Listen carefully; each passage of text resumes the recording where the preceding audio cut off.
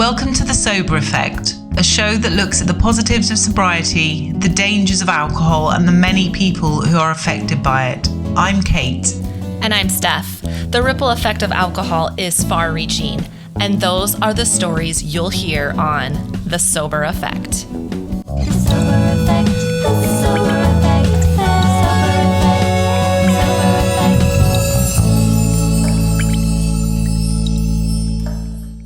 So episode 12, Steph, and we are, wow, I know, I It's just can't get over crazy. how many we've done already. So it fun. feels like we chat every day, I doesn't know. it? It's great. I mean, it would be amazing if this could be a full-time job, just us chatting to interesting people, wouldn't it? It would be It would be a dream perfect. come true. Yeah. Bring on the sponsors, please get in Yes. touch. But this week we are talking to Lou, who is a financial advisor, but she stopped drinking and it kind of affected her in a way that we haven't really spoken to anyone about the kind of the multi-layers of how sobriety affects you, because a lot of us go into this thinking, well, I know I certainly did go into this thinking, well, I'm not going to drink in the evenings and it will be more boring. And that's kind of it. I had no idea the different areas of my life that would be affected. Were you like that as well? Yeah, it does. It's like Pandora's box, right? You stop drinking and then all these other areas of your life, you start noticing you have more time for them, or they just naturally start improving because you're more aware or you're more alert or you feel better. So I've never thought about it in this way until we had this conversation with Lou. Well, Lou basically says that in her mind and in her view, when she stopped, she kind of put it into three different areas. And she said they all had a knock-on effect on each other and they went around in a kind of circle. And those are emotional, physical, and financial. Now, the emotional and physical one is obvious because as soon as you stop drinking, you can literally see with your eyeballs the physical difference. You look younger, you look brighter, you lose the redness, the puffiness, you lose weight. Most of us do, unless you get a sugar addiction like I did. But even then I lost weight because, you know, I It's was really hard drinking to make up 1,000 calories a day. Yes, because the calories in a bottle of wine, like I can't Oh. consume that many calories in food. So yeah, I mean, it was No. pretty easy to cut out the calories once you cut out the alcohol. Well, I had a bit of a Haribo addiction. But anyway, I digress. So yeah, I mean, you can tell the physical and the emotional becomes apparent really quickly, I think. And I wasn't expecting it to be as drastic as it was. But the financial, apart from thinking, well, I'm not going to spend that money on alcohol, I hadn't really thought about how these three things fit together. And she's not just talking about in sobriety, is she? She's talking about in life in general. It's these three things that when you choose to change your life, you have to focus on all three things because they will affect each other. That's kind of what she's saying, isn't it? It is what she's saying. And I don't know about you, but I reinvested my booze bucks. Like that's what I call them, my booze bucks, because I noticed right away that I had all this extra money flow coming in. And I thought, what could I do? And I reinvested in my health, but it kind of fell in line when she was talking. I'm like, okay, yeah, that's what I did. I reinvested. I pay for basically, she's not just a personal trainer. She's like a coach. She helps me with my nutrition. I mean, this woman is worth her weight in gold. And I invest that extra money into that every month. And it helps my sobriety and my physical fitness help with my mental health. And it's a beautiful dance. And when it's all balanced, you know, you just feel so good when it's all balanced. I love that. I love that imagery. Yeah. And I'm sort of the same. I mean, apart from joining a gym where I can go swimming, I've invested in things like art materials and I've gone on courses and things like that. So I have also been investing some, not all of it, because I didn't really have it to begin with. I was spending money that really I shouldn't have been spending. And I was, you know, I was spending a lot of money, you know, I'm talking over £100 a week before I went out anywhere. You know, that was just at home the drinking. at-home alcohol. Yeah. And then So if you go that's out, you're buying rounds for everybody. Were you someone who would spend recklessly when you were drinking? Because I would absolutely. be on the couch with a bottle of wine on Amazon. And then it was like Christmas 2 days later. I forgot I bought. I'm like, what did I buy? Oh, I see what you mean. You mean, did I go shopping while I Yeah, was did drinking? you? No, I didn't, funnily enough, but a lot of people say that. No, I didn't, but I did spend it on people. So if I was out, Yes. I was Yep, that the too. most generous person. Mhm. I would always buy more rounds than everyone else. And there were certain people in my life, like I remember one company that I worked at in London, and the people who were really stingy, they always used to hang around with me when it was Of kind of course. pub time. But they knew, okay, we'll buy the rounds. And I would buy kind of 5 or 6 rounds in an evening. And I thought, well, I've only had 7 drinks. How can I have bought? They didn't care. And they just, Nope. and I think because I was drinking quickly and I wanted the next drink, I'd offer a round so people would do it with me, Yep. you know, so I didn't feel awkward sitting there waiting for the next person. And that's just petty anyway, that I don't remember like so and so owes me a drink, or I'm just not that kind of person. You know, the people who never ever give you anything back, and it's very apparent. I don't have to count things in my head for that. You know, Yeah. it's kind of give and take. It doesn't have to be exact. I'm not that fussy, but some people are, and they will go, you know, oh, I saved £24 last night because Kate was buying the rounds, or I'll suddenly think, let's just buy champagne. And it's like there was no reason for me to go to this really expensive bar and spend Okay. £60 on one bottle of, you know, drink that was gone in 10 minutes and share it with strangers who are sitting there kind of waiting for a date or whatever. Like, give them a glass. Why? And it happened throughout my life. And then you Oh, buy taxis home because it's late. You don't yeah. want to get on the tube, Right. you know. So I didn't buy things online, probably because I would have to kind of close one eye to read. So I probably thought that wasn't for me. But yeah, I spent a lot of money as kind of the byproducts of my drinking, without a doubt, even to the point of, you know, I've bought hotel rooms before because I couldn't be bothered, because I could tell I was blacking out and I was going to fall asleep, and I was on the other side of London, and I would just go in and literally crash and get up and go to work, and it was, you know, 170 quid or something. It's such a waste of money. Such a waste of money. Yeah. And when you think about all the things like prepping, like you said, making sure you have a ride, making sure maybe you just stay the night somewhere and you have to spend that. I spent money too on hangover cures. I used to buy these little patches. This is so sad. I used to buy these little patches that you wear on your skin. Okay. And they Yeah. were to help you not be hungover. What And was in them? I like thought raw vitamins, eggs were meant to be good for you. Were they like full of? vitamins, like vitamin C. I don't know. My Oh my piss gosh. smelled like vitamins. Like Oh it my was giving God. me this huge dose of vitamins. Did it help with the hangovers? Hell no. Because guess what? When I wore the patch, I would drink even more because I'm like, oh, Yeah. I'm wearing this patch. I had a Yeah. monthly subscription to this thing. Like they would send, yes. So you start thinking about Yeah, it's not just the alcohol itself, it's everything else of involved course it with is. you being drunk.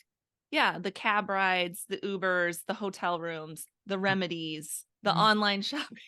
And the bad relationships, you know, you choose to go out on a few dates with someone who's totally inappropriate. You spend so much money on buying something new and buying the food, and then you're like, I would never have gone on a date with them if I hadn't been drunk when I met them. And Right. it's just things like that. I bet there are some people listening who have made some outrageous purchases because they're drunk. But the health is obvious. I mean, the health, as we know, alcohol, even if you have a glass of wine a week, it's not doing you any favors. The way I used to wake up, the feeling and the headaches and the stuff you used to take just to recover. And then you'd want greasy food, wouldn't you? You'd want salt and fat and sugar, and you'd shovel it in. Well, I'm saying you, but I mean me, Steph. You'd shovel it in. Me too. I mean, we would, you know, us collectively, the drinkers of the world. And it was, oh, it was just so, and I used to feel, I remember just sitting at the drive-through McDonald's, because I really don't eat McDonald's. Oh, I mean, have I even had it in the 18 months since I stopped drinking? I don't know. I honestly don't think I have. I've definitely had a coffee, but food-wise, maybe a pack of fries or something, but that's it. Whereas before I would certainly go and have something to eat in the morning because I craved it and I thought, I need that salt, I need that fat. And I don't understand the science behind that. Do you? Why we need that and what it does to us? I'm sure there's a science behind it, but it's something, it settles the stomach for some reason. I always felt like it settled that your stomach just, it feels like it's eating itself, right? When you wake up in the Oh, morning, like it's just yeah. like It's bubbly disgusting. and like, oh, I do Oh, I feel not sick. miss it. Oh, I No, don't it miss is. it. And it is, you're right. But actually there's a lot of acid in things like Yes. wine. So if you think about that, it probably is really bad for you. It probably does eat the lining of your stomach. I mean, here's us throwing out all of these kind of unscientific, yeah, Right. eats the lining of your stomach. This is what it We don't feels know like. that, This do is we? just Yeah, based on exactly. how it felt in my body. My Yeah, stomach was exactly. literally eating itself. But Yeah. there is some science though behind like even vitamins and nutrients from your food. Like you're not absorbing those anymore when you're drinking alcohol. And so that's Oh, another waste of, really? yeah, that's another waste of money Yeah. because I used to take all kinds of supplements and things, probiotics, because my gut health was not good. But it was never, I never wanted to believe it was the alcohol. So I would take all these supplements, but I'm just pissing my money away, really, because the alcohol is not, it's like a disinfectant, right? It's going to just kill all that stuff off. Your body is not going to be able to like absorb it the way it needs to. And so, yeah, that's another health money connection right there. Any big change in life will involve, in her opinion, these three things. So should we hear from Lou? Yeah, let's hear from Lou.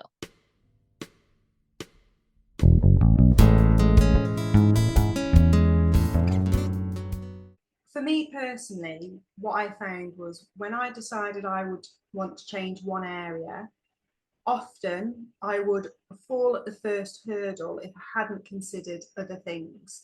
So, with my fitness journey, for example, I could start going to boot camp every day or go for a run, but if I wasn't in a group of like minded people that were also on that journey with me, if I wasn't paying attention to my self development, so how I thought about myself, it would hinder my fitness and how I move forward with that. So I would find that I would be like, wake up thinking, oh, I'll go for a run today. No, I won't.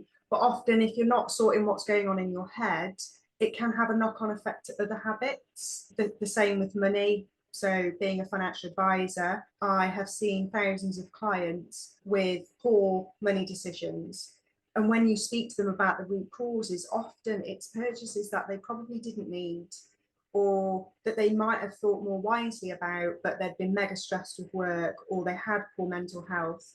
And poor mental health led to the bad decisions around money. So, most definitely, they're entwined. I think if you can look at yourself, first of all, consider self-development as all three, your emotional, physical and financial, then you're going to put yourself on the best path going forward, because none of those areas are ever going to be perfect, because if we stop doing one of them, we're probably going to go backwards, and perfect doesn't exist. So always keep an eye on all three and try and have some balance to move that forward, but never think that they're not linked, because all the studies, all the research, you look at financial literacy data, they all link back. There's a higher rate of people in debt with poor mental health. So yeah, most definitely that I do feel that they are massively entwined. And that's how you started Tweak Life, isn't it? Because you started to think about how these things were affecting you and you realized that there wasn't much out there. I worked in financial services previously. I was an advisor and still drank at the time, found that drinking caused a lot of anxiety, which had already led me to the idea of building a platform to help other people, mainly triggered by an event in the workplace where, sorry to go quite heavy early on, but where a guy wanted to take his own life.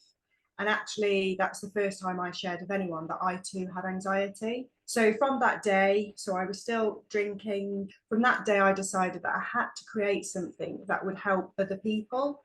So a platform where other people wouldn't feel alone with whatever they were struggling with. I still had this niggle at the back of my mind that I should try sobriety. So then for probably a year from that date, I started researching and building this platform, but I started to have periods of not drinking and then going back to having a drink and then realizing it caused more anxiety. And it was just this ping pong. I remember about a year ago, I was on holiday listening to a podcast thinking, I have to break up with this thing called alcohol. I just can't keep doing it anymore.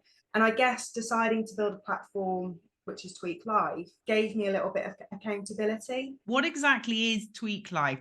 I didn't necessarily feel in a place that you would perhaps typically think that a charity support network is where you would go, or somebody that might be at rock bottom. I didn't feel that I had to go to AA. I just felt like I needed to unravel this twisted piece of rope, that I needed to understand what changes I needed to make things better going forward. And when I spoke to this guy at work, he was like, I just don't know where to go. So then I started to think, how can I help people? And I first of all started to do it in person with people in my local community, but then decided if I went online, maybe I could tell these people where to go. And I'm not a coach, I'm not the one to fix the problem, but maybe if there's more awareness around where people can go for help. So it's about encouraging people to be curious about the steps they could take to make a positive change. Because definitely for me going sober, I think what led to it was definitely a curiosity of change. And I stepped into Instagram and found that there was this community of sober people that they just understood. There was the people that somebody might think was a typical alcoholic, and then there was people that have one glass of wine that they decided to put it down. And that felt quite comforting. And I think that resonated with me, with what I'm trying to do with Tweak Life. It's about what small change can you make? But often the biggest hurdle is, where do you go? So it's about putting the places that you can go, the articles that you can find, the information, to connect all those little things to make a big change over time. You do that like Google search of, have I got a problem with alcohol? Should I stop drinking? Because the societal norm is that you should be able to tolerate X amount of alcohol per week of your 14 units, drink some, but don't drink too much. You should be able to put the bottle down after a glass. Whereas the reality is, for most people, if they're really honest, that doesn't happen. The glass of wine will inevitably turn into a bottle, and we're expected not to get addicted to an addictive drug. And society shows us this glamorous side. So I really wrestled with, where the hell do I sit? Because I don't crave a drink every day, but I could easily have a drink every day. I am mindful of how much I'm drinking, but I still want to do it. It makes me feel rubbish the next day, but everybody says, well, you haven't got a problem. Why don't you have one glass? So I just didn't understand where I could go for help. But I was also acutely aware that it wasn't just alcohol that was probably going to make a change. I needed to look at, what is my diet like? What is my exercise routine like? And could I make commitments in other areas to ultimately help myself go sober, as opposed to thinking it was just not having a drink was going to fix everything? So that is what I felt was lacking. If you do a Google search of positive changes, you might find a place that is selling a service or is just that brand's information, or you then might go to another place to find something else. But what I felt wasn't there was like the Martin Lewis of well-being, like the money saving expert of well-being, the tips and things in one place that isn't, we're not a brand that's selling anything, we have no products, but we're saying, hey, have you seen what's here? Hey, there's this free app, try this, the NHS have this free app, why don't you try 30 days sober?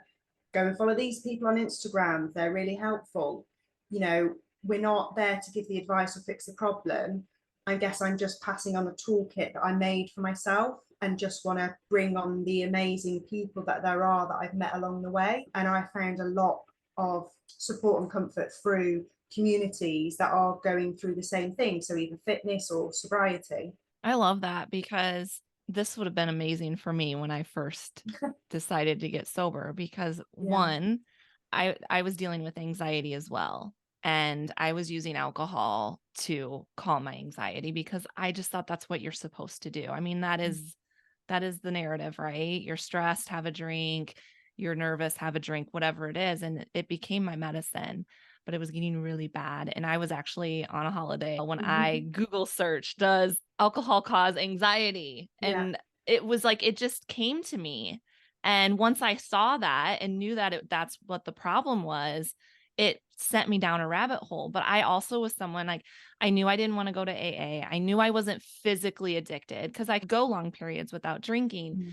And so I didn't want to go to AA. I didn't want to go to rehab. I think there's a lot of us that, especially in the beginning, we just want to like find a way to like heal it on our own. And that's what I love. Like, I feel like that's what you're saying. You're like these free resources, these things for people who maybe think some of these other ways are a little too drastic. Yeah.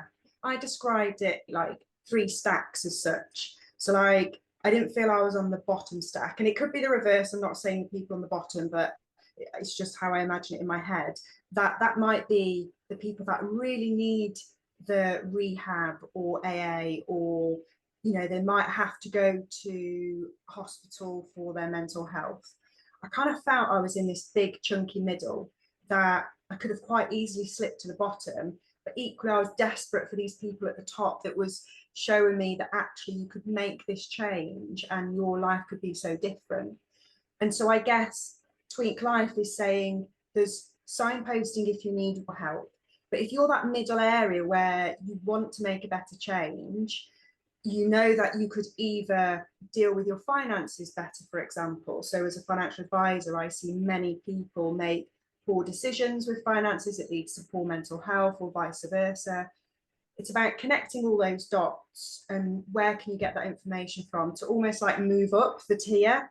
Went to exercising regularly and that being a habit. I'm now part of a boot camp, and I find that quite accountable. Being part of just in somebody's Instagram feed within sobriety, for example, because you're showing up and you're posting on their account, like you guys, if you're saying, oh yeah, well done, you're just part of that. And I think that does help to keep certain people accountable, particularly like you say, Steph, if you're thinking you can change this yourself, but what are the little things that are going to lead to that change? So I guess there's a lot that comes within that, a lot crosses over. The importance of the financial health is, as a financial advisor, I would see the pattern of people spending and their behaviour, and often they could have busy, stressful lives. They'll talk about their mental health, and that often can lead to bad money habits, but also, were they taught that financial literacy? But something that I also explored, another part of Tweak Life, is that I'm dyslexic and I have ADHD, and I kept that quiet from anybody for a very, very long time. And it's only recently that I've kind of come out with that, because I felt within the workplace, I thought people would think that I was less capable. So I used to, put all these things in place to try and mask that. But then the more I looked into stopping drinking, the more I saw this big correlation between ADHD and addiction. And then it just triggered me to look into that more and more. And then I found that a high number of people with ADHD can make impulsive decisions. Then I found that it stems more to, that pattern of bad money behaviour, impulse buys, and also a large proportion within prisons. Offenders are typically neurodiverse, again around ADHD, and it made me really curious about investigating, well, what support is there. So it's about having a toolkit to open people's minds up to what change can you make, because it's generally not just drink that will change everything. Often in schools, you're taught around the dangers of drinking and drugs. My kids have had, the police officer into school, but I wonder to what degree are they told about the severity of alcohol and the trajectory of what it can lead to, and the false image of what a drink problem can look like. I think probably it's the bottle in a bag, somebody on a street, but that's not the case. There's many functioning alcoholics.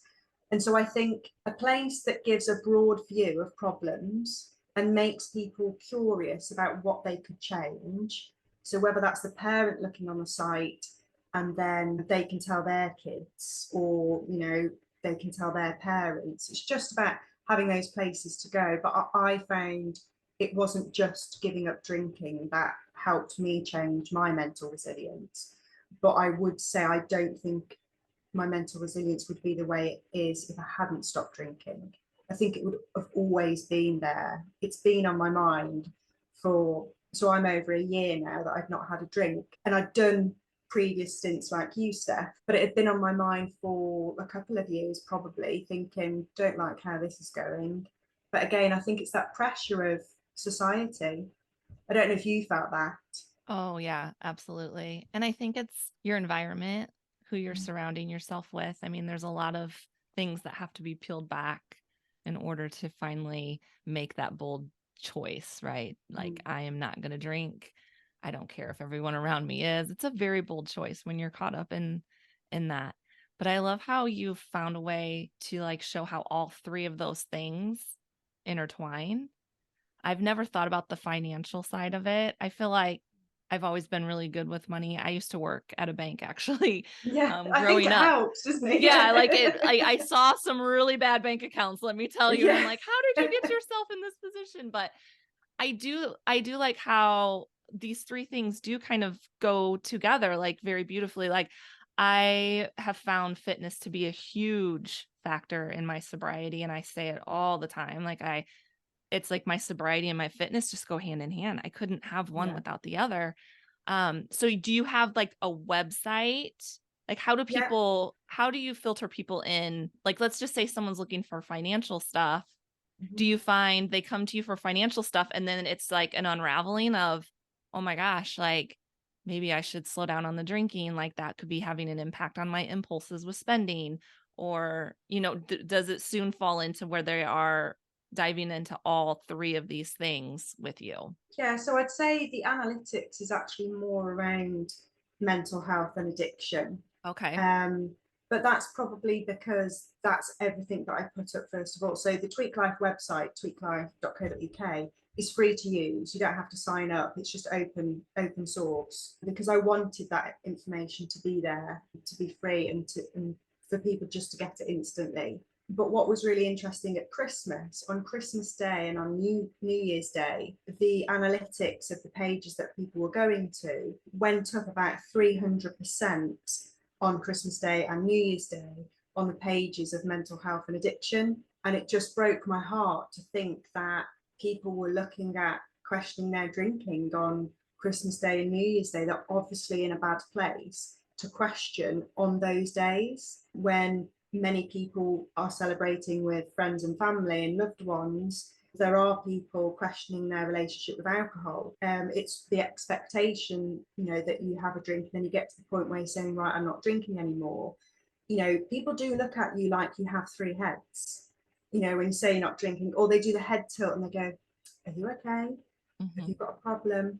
You know, it's never, it can't be accepted that you just decided not to drink this drug. And I think for me, the decision that the biggest change that helped me, and hopefully anybody that is questioning their relationship with alcohol, hopefully that they find the confidence to decide to tell somebody the truth, because I never once got questioned about my decision. So previously I'd say, oh, I'm on a health kick, or I'm doing 30 days for charity of not drinking.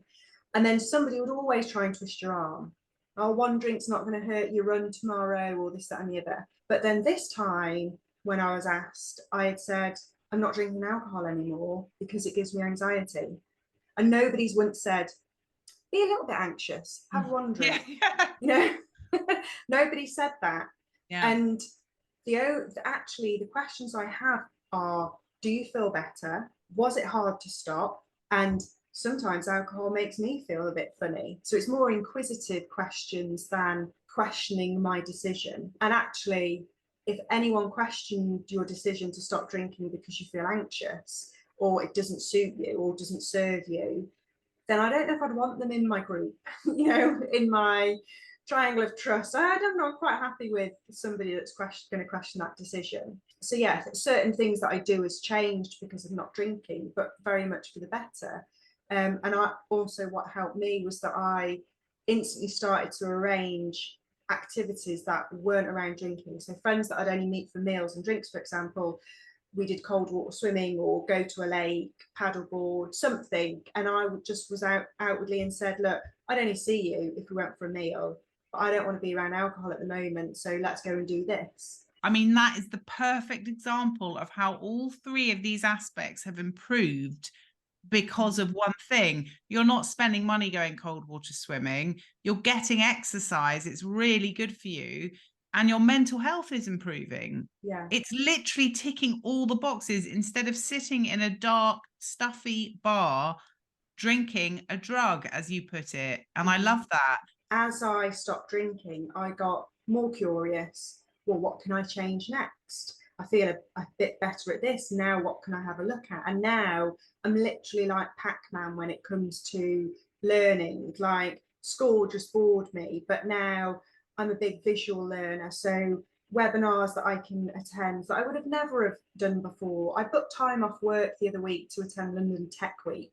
Like, I know that sounds really Who are geeky. you? Yeah, it sounds really geeky, but I went on my own. I got to do some work on the train, for Tweak Life. So when I say I booked it off my paid job, but I did it for Tweak Life, what connections can I make? What curious conversations can I have about where technology is going and how that will affect my kids and what should they be learning about? And I wouldn't have done that because one, it's a lot of money. Two, I probably would have been tired if I'd had a drink before.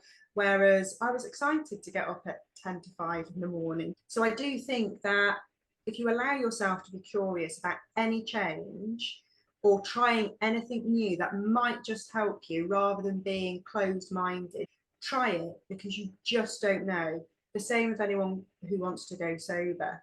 You need to try it. At least give yourself 30 days, but I would say more. Try it and just see how much better it is.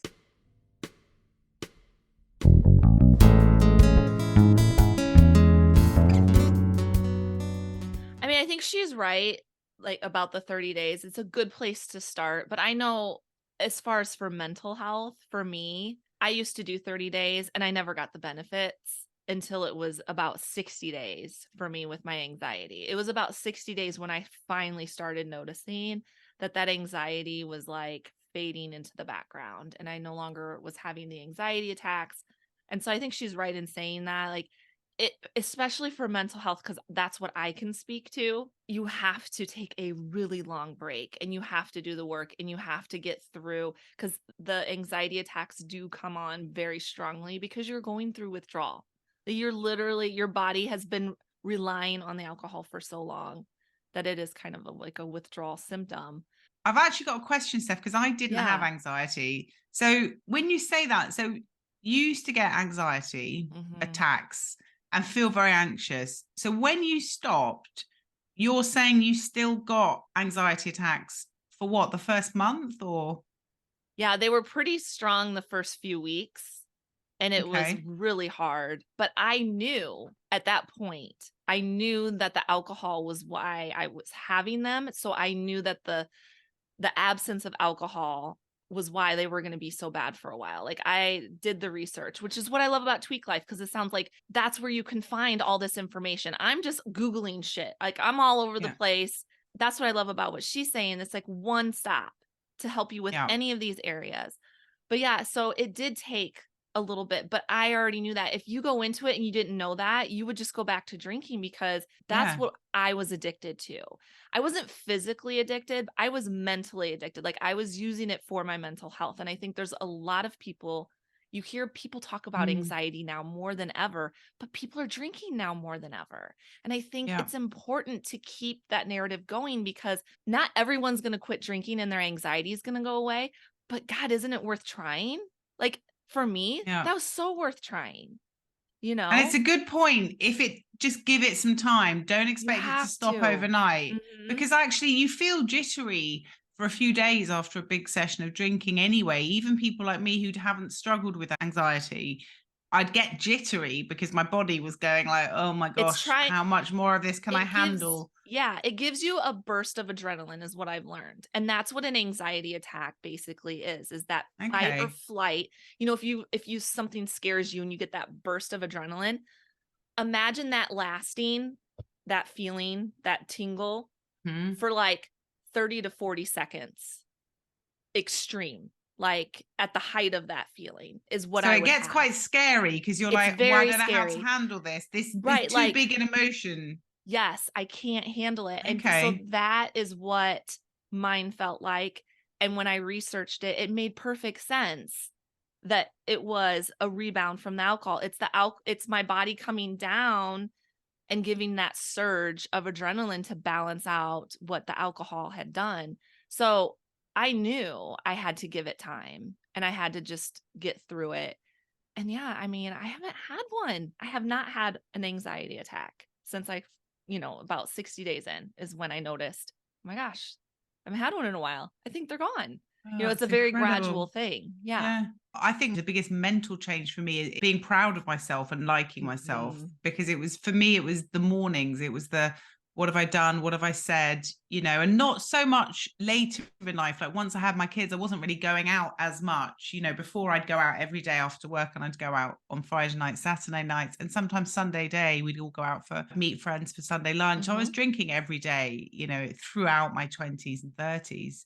And I wasn't going out as much. So it wasn't like, what have I said or done? Maybe I would have been rude to my husband every now and then, or fallen asleep, whatever, but it wasn't as bad. But in the morning, I'd wake up and it would just be like, why have I drunk again? What, I feel like crap again. I didn't get bad hangovers, but I felt ugh. Mhm. And I never woke up looking forward to the day ahead. I woke up thinking about check boxes. Did I get into my pajamas? Did I do anything I shouldn't have done? Why have I drunk again? It was negative, negative, negative, negative, constantly, every day for 20 years. I mean, that's damaging, isn't it? It And is. that's the shift I saw, is that stopped. And it stopped immediately, because I woke up and went, I did it. I did one day, I did 2 days, then 7, then 10, then 20, then a month. And that was incredible, because that had a massive knock-on effect. I imagine similar to you with your anxiety. Once you eliminate that really nasty thing that you're scared of or that's bringing you down, Mhm. everything else feels better because you feel more confident. Yeah, I mean, I felt like it opened the gate because there were a lot of things I wouldn't do because of my anxiety. And it Like opened what? like, well, going to the store was really hard. And I could never explain why they would come on. It's just certain circumstances I knew I had a chance that it was going to happen, because it would happen a lot if I was like waiting in line. And I don't know what that's about, but waiting in line at a store, I don't know if it's just like the impatience or what. Hmm. Getting a massage, I would have anxiety attacks while I was getting massages. Sitting in line to pick my daughter up at school. So it's kind of like these situations where I kind of felt not trapped, but I Trapped. guess that would be the best Yeah. word to say, right? Just trapped, like Surrounded. Like you weren't surrounded. you weren't free to, Yep. there were barriers between you Mhm. and your house or your home or your safe Yep. space, I Yep. guess. Yeah. So that does Yeah. really make sense, because Yeah. there's It a does boundary now, there. but yeah, right. Yeah. But at the time, I'm like, why? Nothing's like the feeling that you get is something bad's happening. Like the feeling of my anxiety Mm. was like something bad's happening. But when you're sitting there or you're staying late, nothing bad's happening. So Yeah. you're just going crazy in your mind, like, why am I feeling like this? Like nothing's wrong. But yeah, looking back on it now, it was just kind of that disconnect from my home base or feeling a little trapped. Did it affect your stomach as well? Because Oh for yeah. me, I can imagine that would have not just Oh a yeah. mental effect, it would be physical in my stomach. I'd feel sick and cramped. And I remember being scared about being late for school when I had a particularly horrible headmistress. And I'd sit at the front door. And that's the only time I can remember ever feeling anxious. Anxious. And, I must have been about 7. And I'd be like, hurry up, everyone, hurry up. We're going to be late. We're going to be late. And my mum was kind of like, just relax. It's fine if you're a bit late. And I was so worried that this woman would scream at me that my stomach went into knots, and I could feel it happening. That must have an effect on your gut. Oh yeah. So do you think your health is overall, Oh like, it's not just mental health? You think this, like yeah. the not drinking, has had an effect from head to toe, Head to everything? toe. Yes. Absolutely. Absolutely. I think the financial is an interesting one because a lot of people, when they stop, don't think about this. But I can't remember why I've done it, whether I thought of it or whether someone said it. But in the first early days, I bought something for myself every week, and it wasn't huge. I'm not saying I spent £100, Yeah. but I bought a nice face cream, or I paid for a massage, or I bought myself a new skirt or a nice lip balm, whatever it was. And I bought it so I could physically see something and think I would not have had that if I'd been drinking, so that my brain could actually see. And that's in a way financial, isn't it? Because you're kind of really saying you can have nicer things in life because you're not spending your money on stuff that you're literally throwing down the toilet, aren't you, really? Yeah. And people do save up, don't they? They save up, they put money every week into a pot, and then they buy like a camper van after 3 years or something. It's crazy when you actually look at it. Yeah, right. I love it. And I think mixing these three together is important because it's a balance. I mean, they all affect each other in some sort of way. And I mean, I always say my sobriety, I couldn't have, now I'll add the financial part into it. 'Cause like I said, until we talked to Lou, I just never connected the dots with that as well. But yeah, I mean, you just can't, without sobriety, you can't have all three of these things. You just can't. It interferes way too much. On that note, I'm going swimming with my daughter. I will speak to you soon, Steph. All right. Cheers, Steph. Bye, Kate. Thank you for listening. We really hope you enjoyed the show. Remember, we're just two women from opposite sides of the pond wanting to bring awareness around the negative effects of alcohol. We are not licensed therapists or doctors.